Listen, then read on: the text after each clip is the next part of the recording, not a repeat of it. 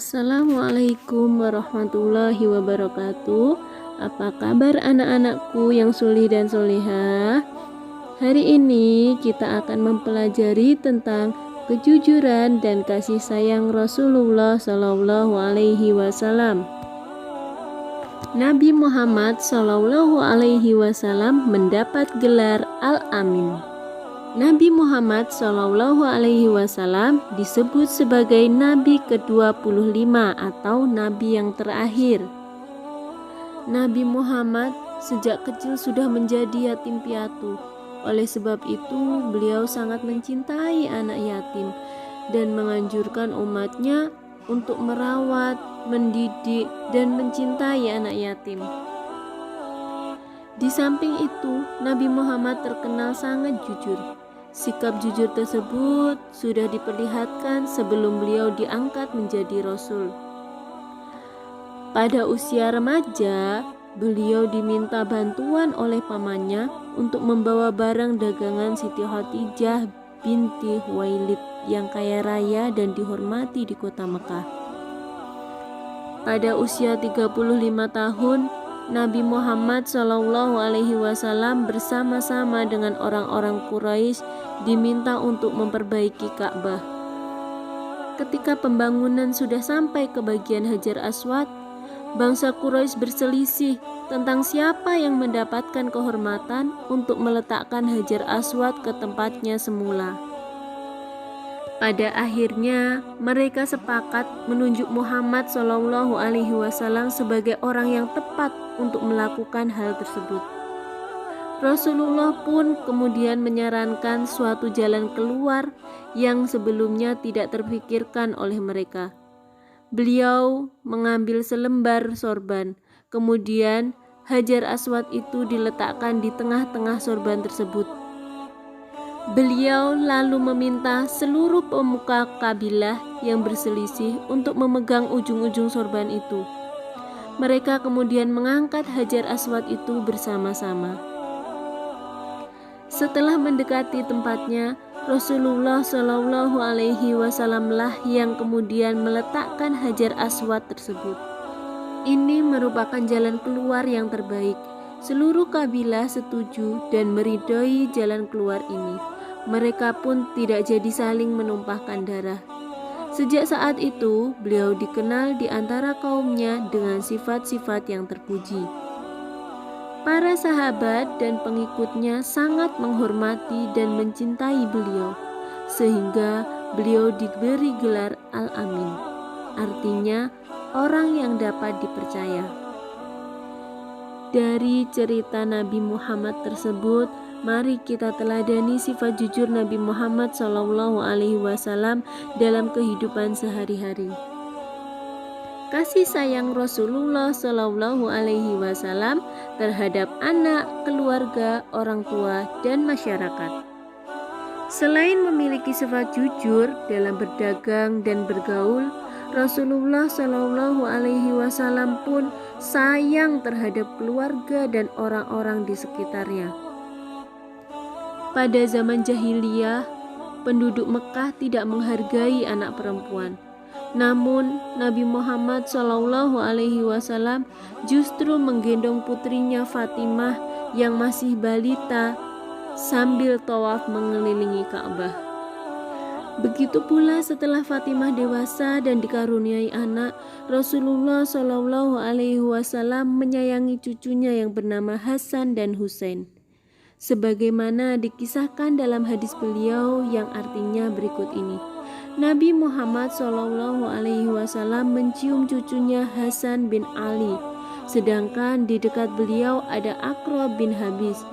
Aqra berkata, "Aku mempunyai 10 anak, tetapi aku tidak pernah mencium seorang pun di antara mereka." Mendengar hal itu, Rasulullah Shallallahu Alaihi Wasallam bersabda, "Barang siapa tidak mau berbelas kasih, maka ia tidak akan mendapatkan belas kasih." Hadis riwayat Al-Bukhari dan Muslim. Selain hadis tersebut, Rasulullah Shallallahu Alaihi Wasallam mengajarkan pula untuk hormat kepada orang tua, seperti dalam hadis yang artinya, Aku, Ibnu Mas'ud, pernah bertanya kepada Nabi Shallallahu Alaihi Wasallam, amal apakah yang paling disukai oleh Allah Subhanahu Wa Taala? Nabi Shallallahu Alaihi Wasallam bersabda, mengerjakan sholat tepat pada waktunya. Aku bertanya lagi, kemudian apa? Nabi Shallallahu Alaihi Wasallam menjawab, berbaktilah kepada kedua orang tua. Aku kembali bertanya, lalu apa lagi? Nabi Shallallahu Alaihi Wasallam menjawab, jihad fi sabilillah. Hadis riwayat Al-Bukhari dan Muslim. Kepedulian Rasulullah Shallallahu Alaihi Wasallam terhadap lingkungan. Kepedulian Rasulullah Shallallahu Alaihi Wasallam tidak hanya peduli pada ibadah saja seperti sholat, tetapi beliau pun peduli terhadap lingkungan hidup. Hal ini tercermin pada perilaku beliau, antara lain Nabi Muhammad Shallallahu Alaihi Wasallam sangat hemat dalam mempergunakan air. Itu dibuktikan pada anjuran beliau agar tidak berlebihan dalam pemakaian air dalam berwudu. Selain itu, Nabi Muhammad Shallallahu Alaihi Wasallam mengajarkan agar tidak melakukan kerusakan di bumi ini. Nabi Muhammad Shallallahu Alaihi Wasallam sebagai pembawa rahmat bagi alam semesta. Anak-anak, tahukah kamu Nabi Muhammad Shallallahu Alaihi Wasallam diutus oleh Allah Subhanahu Wa Taala sebagai rahmatan lil alamin, atau sebagai pembawa kasih sayang bagi alam semesta ini. Apakah anak-anak tahu apa tujuan Nabi Muhammad Shallallahu Alaihi Wasallam berdakwah? Tujuan dakwah Nabi Muhammad Shallallahu Alaihi Wasallam adalah untuk mengubah keadaan masyarakat jahiliyah menjadi masyarakat yang sejahtera berdasarkan agama tauhid. Misi kedamaian dan kesejahteraan hidup tersebut bukan hanya bagi bangsa Arab ketika itu, tetapi bagi seluruh alam sampai sekarang dan akhir zaman. Nabi Muhammad selain mengajak kaumnya untuk mengutamakan kemurnian akidah dan selalu menyembah Allah yang Maha Esa, beliau juga menanamkan akhlak terpuji yang membawa kebaikan manusia hidup di dunia hingga akhirat. Salah satu sifat terpuji yang dapat kita cermati ketika beliau dan pengikutnya hijrah ke kota Madinah, beliau mampu menanamkan sikap persaudaraan antara kaum pendatang muhajirin dengan kaum ansor, sehingga mereka saling menolong untuk menciptakan daerah yang tertib dan aman.